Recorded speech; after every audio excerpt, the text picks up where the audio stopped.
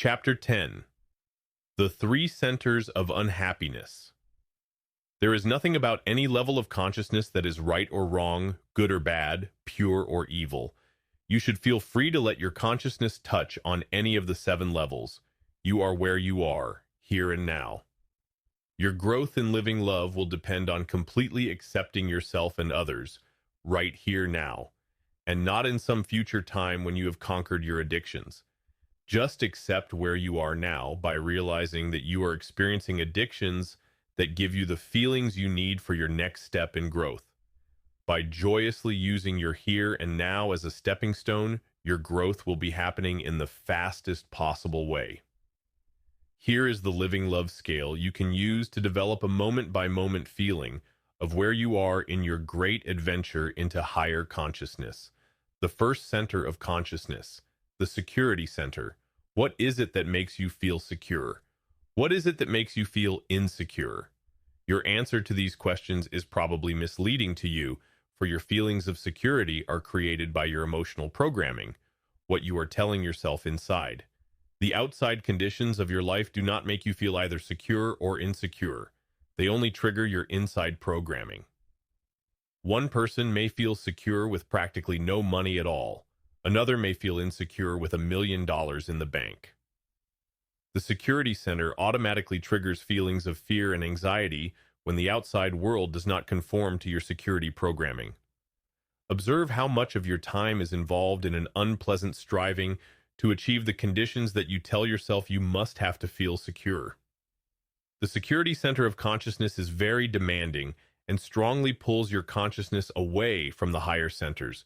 You will escape being trapped in this first level of consciousness when you begin to understand that your feelings of security or insecurity are due to your emotional programming, which you picked up from addicted people before you were mentally and physically mature.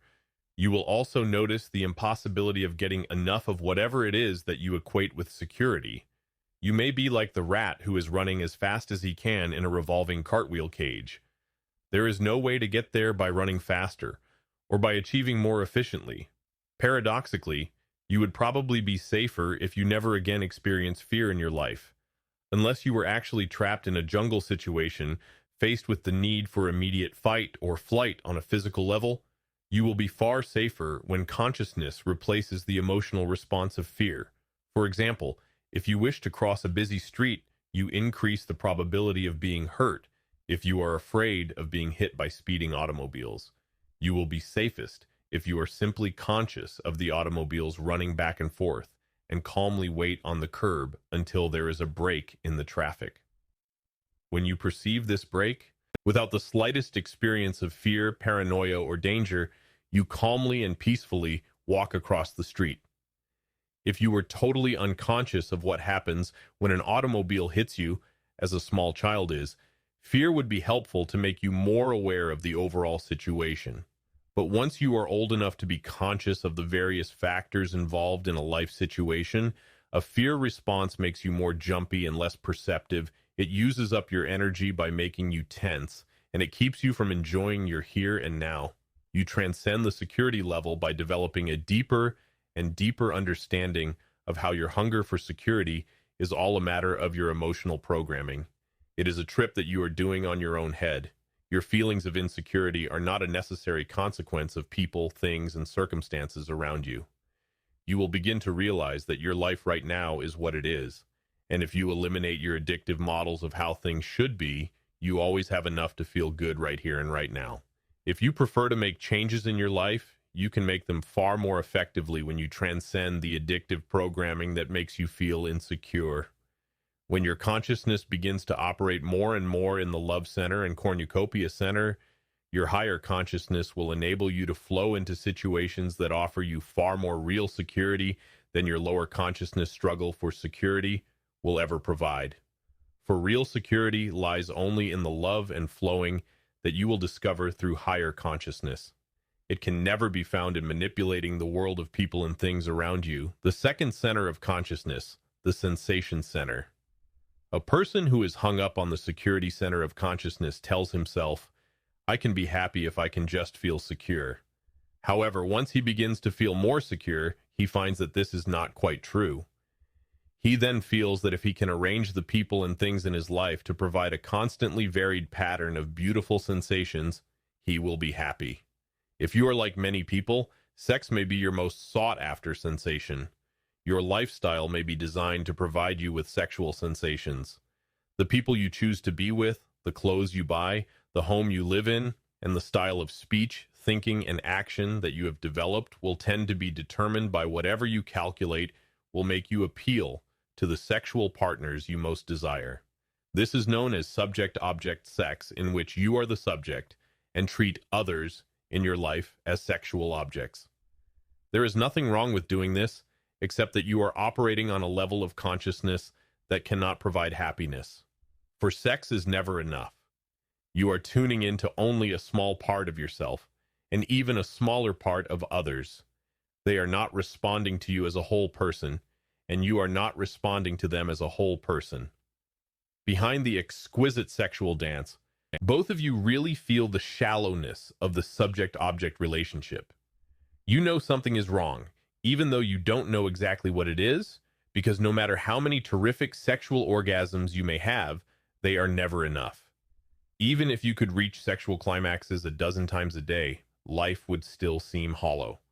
For this second level of consciousness can only produce flashes of pleasure and long periods of indifference and boredom.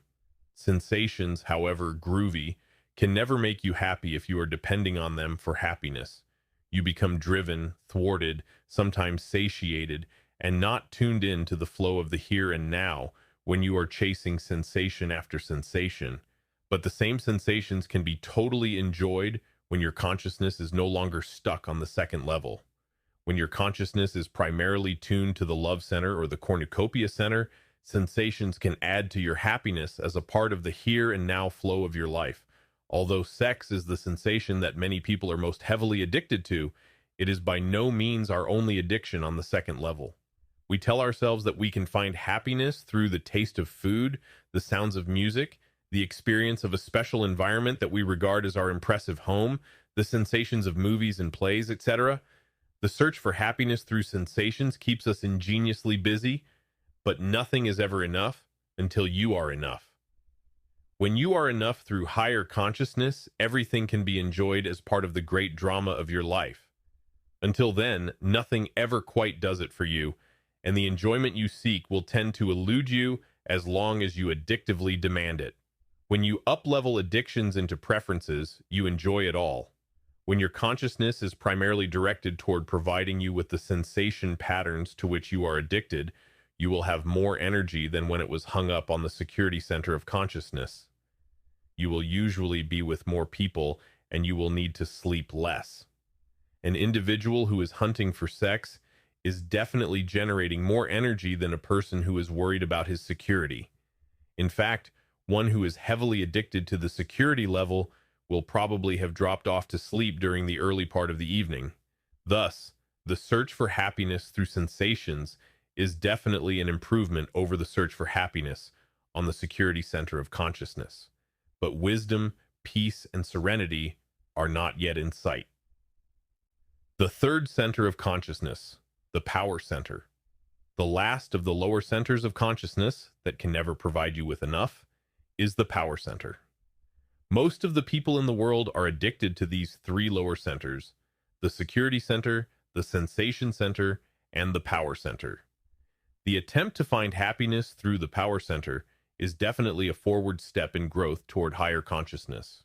When you are operating from the power center, you will have more energy and you will interact with more people, but these will still be subject-object interactions in which people either cooperate with your power games or threaten them. In this center, life is a series of competitive moves and counter moves. What do you strive for on the third level of consciousness? Is it money as a method of wielding power rather than money as a form of security? Is it prestige? Because the more prestige you have, the more you can manipulate people. Do your power addictions keep you preoccupied with external symbols such as a mod car, an attractive home, fashionable clothes, etc.? Or have you up-leveled the game to internal status symbols, such as knowledge and lots of hobbies so that others perceive you as an interesting, achieving person, Or perhaps sex has now become a power game whereby you enjoy sex not only for the sensations, but also as a challenge to your power center. Do you seek the sexual partner who is hardest to attract because of the ego challenge? Have you ever noticed that the people who are the most successful in the power game are simply living a hollow life with external evidences of worldly success, but without really winning inside in terms of peace, serenity, and oneness with others?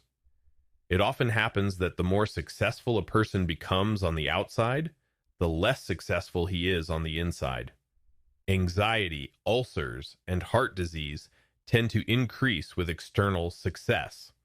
To the degree that your moment-to-moment consciousness is biased by security, sensations, and power, you are trapped in the lower consciousness folkways of our culture, and you are not finding enough in life to be happy. You are ready for your next step toward higher consciousness when you deeply realize the utter futility of trying to make it in life using these lower consciousness levels. This does not necessarily mean that you must drastically change your external activities, for what you renounce is your addictive demands and not necessarily the things you are doing. For example, it is not money or sex that causes unhappiness. It is your addictive demands for money or sex. It is the clanging of the emotion-backed circuits in your biocomputer that keeps you disappointed, frustrated, and suffering if the happenings outside you do not exactly correspond to your inside programs. Thus, you do not renounce your worldly activities, for it's all here for you to enjoy. You renounce your emotion-backed demands which keep you from enjoying the bountiful life that has always been available around you. It is easy to see the more obvious power games involving money, political power, status symbols, people bossing each other around, etc. But it is helpful to be aware of the more subtle power games we play. For instance, it is clear that someone talking in a loud voice may be trying to control people, but a power game may also be present when someone talks in an unusually soft voice that makes people be quiet and listen hard if they are to hear. Someone who is constantly ordering people around and who forcefully insists that people accept his or her opinion can be coming from the power center. However, someone who is always quiet can be subtly manipulating by his or her sweet acceptance and you always know best attitude. This type of subtle manipulation makes one put energy into extracting what someone else really wants. This game creates a subject-object type of separateness. We might ask ourselves, what do I do to get what I want? What masks do I wear? What part in the drama do I play?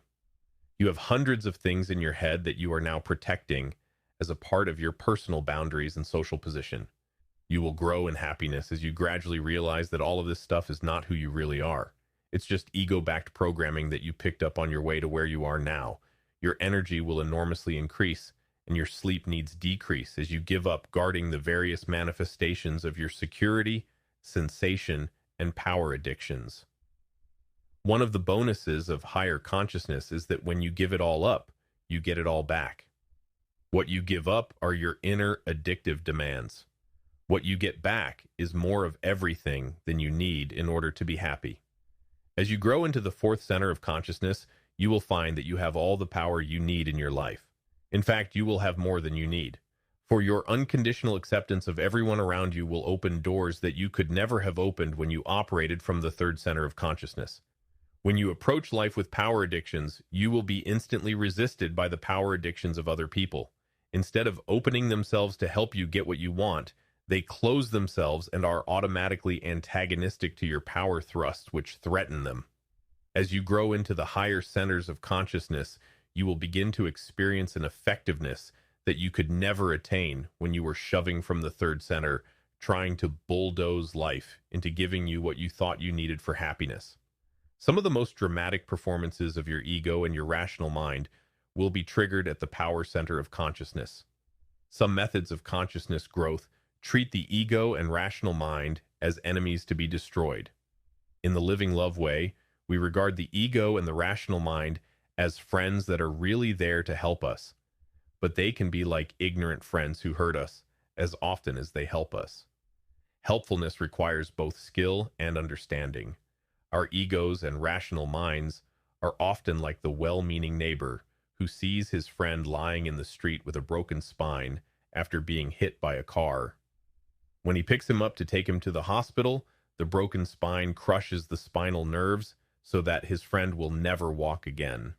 In trying to help, the neighbor ignorantly damages his friend. Similarly, when our egos and rational minds use lower consciousness programming, they continually keep our lives from working in ways that produce optimal enjoyment. The living love way does not try to kill your ego or your rational mind. Since they are our friends that would like to help us, we engage them to help us root out our addictions and uplevel them to preferences. We realize that our egos trigger a feeling of uneasiness when the outside world does not fit our addictive models of how it all should be. They also give us a flush of pleasure when the outside world does fit our addictions. In either case, we need our egos to give us the emotional experiences that enable us to become aware of our addictive demands, and to understand the heavy price that we pay for all of them sooner or later if they are not reprogrammed into preferences. The goal is not to kill your ego, but to retire it due to lack of work. If you killed your ego, you might retreat into a schizoid-type shell that would keep you from enjoying the beautiful things life offers you.